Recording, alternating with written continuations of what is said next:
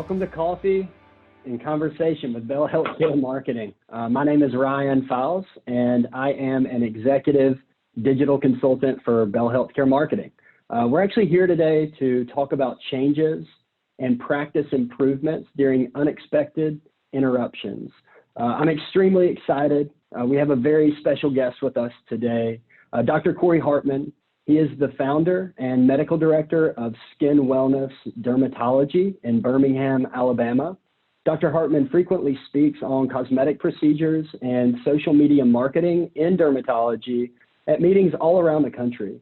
His injectable skills have earned him the honor of being named an Allergan Advanced Injector Trainer, a regular speaker for SkinCeuticals, and is a brand ambassador for Old Spice. Dr. Hartman, you are a very busy man. Welcome. Yes, very busy. It seems like even during this slowdown, I've been as busy as I've always been seeing patients, just not seeing patients. So we shifted that over virtually, but still managing to keep quite busy. I imagine. So I wanted to start with something a little bit funny. When I was preparing for this interview, I did some research on your Instagram account, which you do a fantastic job, by the way. And I actually noticed that you've been honing your skills on a new social app over the past couple of weeks, TikTok. Yeah, so I was sort of encouraged to do that by not only my friends at Old Spice, but also my son, who really wants to have his own TikTok account. He's 10 years old, and he hasn't really been allowed to do any social media. So I'm testing the waters to see if it's something we'll let him do. Did he help you set it up? Yeah, he gave me some pointers, and got me started on my first little dance ditty there with my daughter. He didn't want to participate. He sent us in to do the dirty work. So he stayed behind the scenes. Behind the scenes, for sure. Well, it is a very funny video. I watched it and because it gave me a lot of joy. But while we're on the just the subject of technology, I wanted to start off and ask you, what are some of the examples of technology or programs that you either already had in place or that you've put in place to just help get through this unexpected business interruption? So yeah, we were sort of, knocked over, broadsided by this whole virus and all the changes that it brought about for our practice. And within a matter of days, we had to completely reconfigure how it was that we were interacting with patients and how we were delivering our services to them. Unfortunately, a lot of the things that we are able to do, that we can do in person, we are not able to do right now. But fortunately, we were in a position to still be able to provide as many services for patients as we could. And one of the main tools that helped us to do that was our online store, which has a robust e-commerce component that allowed us to continue to fulfill orders for patients near and far. We gained some more patients and clients through our ability to do that when their doctors and other providers, estheticians, et cetera, couldn't deliver that for them. So that was really helpful.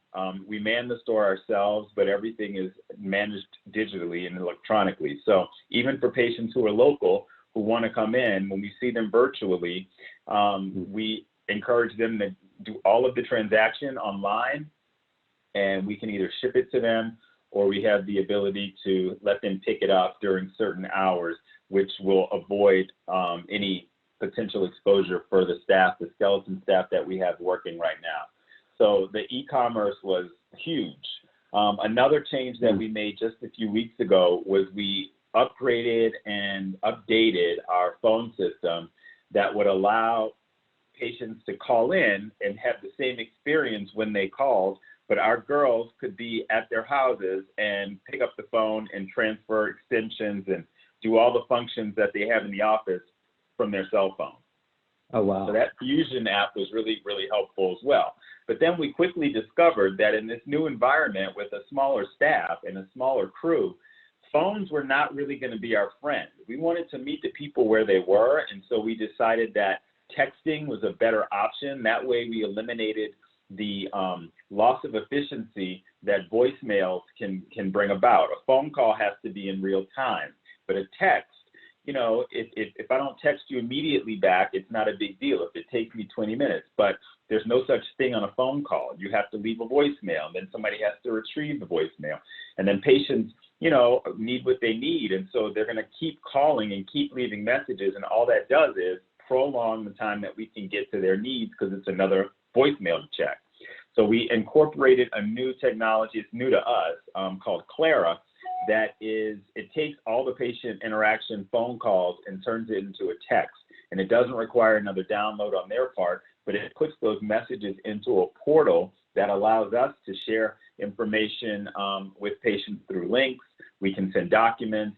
We can shuttle that request, comment, question to the appropriate person so that it's not sitting in somebody's voicemail box. It's in a text that you can see and respond to. So those are three things that have really helped us to be able to not really miss a beat and deliver as many of the things as we can deliver. Now, a lot of the things that are really fun for me to do and that patients miss involve my hands and procedures, but you know, there's no way around. We can't do the Botox now, but we're going to do our best with the technology that we do have. No, and I honestly think that that's great. I know that it seems to be extremely user-friendly, so that's really fantastic.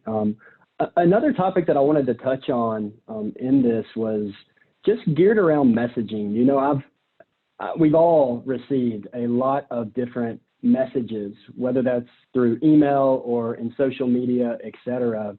And I'm just curious, how has your practice's messaging changed during this time, whether that's your social media and blog posts to the way that you communicate with your patients in general? Well, yeah, it's changed tremendously. I went from posting before and afters of lips to giving updates on rashes that can be associated with the coronavirus. So, you know, initially I wanted to do everything that I could as a physician to just give good information because there's a lot of bad information out there, and just give people some reassurance about, you know, what it was and what it wasn't, how they could avoid it, what they could do if they thought that they had it. And then as we saw how that it was going to impact the way that we delivered services to patients, we changed our messaging again to let them know that we were still here for them, just in a different format. So instead of the regular visits, we're going to have to close the office for a while to keep everybody safe. But this is how we have been able to transition to a platform that will allow us to still give you the care that you need for your skin. So letting people know, look, we're going virtual. This is how we need you to do it. This is how we're going to get medicines in the meantime, and what our system's going to look like right now. Another part of, you know, my personal social media account is just to be a real person. I'm a dermatologist, but I'm also a real person who laughs like everybody else and, you know, has bad days like everybody else. So I thought it was important just to encourage people and let them know this was something that we were all going to get through together, give them some funnies when it was appropriate, lay off some of the more marketing things that we were doing, because really that messaging would fall flat right now. That's not where people are. That's not where mentally a lot of people are able to be right now. So, you know, we just wanted to make sure that we were matching the climate and the temperature of the environment that our country's going through right now. And as time goes on, we see how we can adapt and change. And, you know, as we get through this, get back to normal a little bit more than we have been able to before. So all those things we had to quickly learn to make changes to, and then we also used the Practice website and Practice Facebook and Instagram to let people know about ways that they could save, ways that they could still engage if they needed, you know, products and services, and then some things to look forward to once we're out of this mess, and, you know, get back to normal. You can really tell how intentional you are, and I think that means a lot. You know, with the research that we've done, it's shown that people trust their doctors, and so it's really great to hear that you've put a lot of thought to it, and it seems that you're extremely intentional with the communication that you're using and the channels that you're using. So let me ask you this. When it's deemed safe for businesses to reopen, do you think that there's going to be a surge of patient demand built up? And if so, how will your practice manage this surge? Absolutely. Patients are already ready, and we're already thinking about that.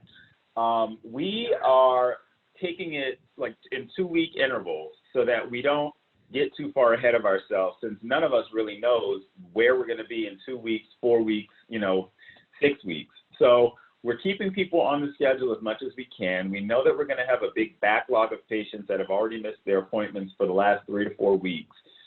Everything, unfortunately, cannot be done through virtual means.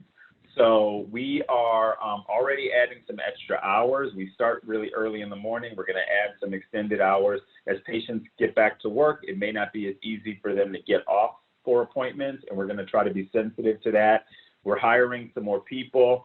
We have 2 new nurses that are ready to start as soon as we open to help us with the demand.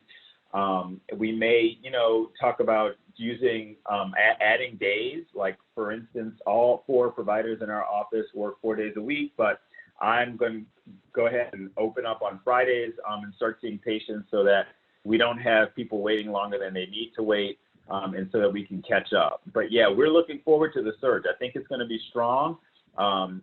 Patients are already excited about some of the things that we've offered as far as discounts, and just, ready to get back to feeling like the way that they used to feel and the way that they want to feel. So I'm excited about that. We're just trying to plan for it.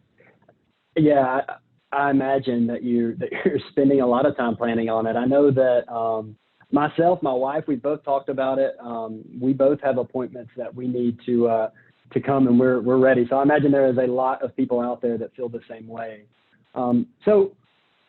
Okay. So let me ask you this: when you are able to open the practice, we know that there are going to be some people that are going to be timid about close personal interaction in general.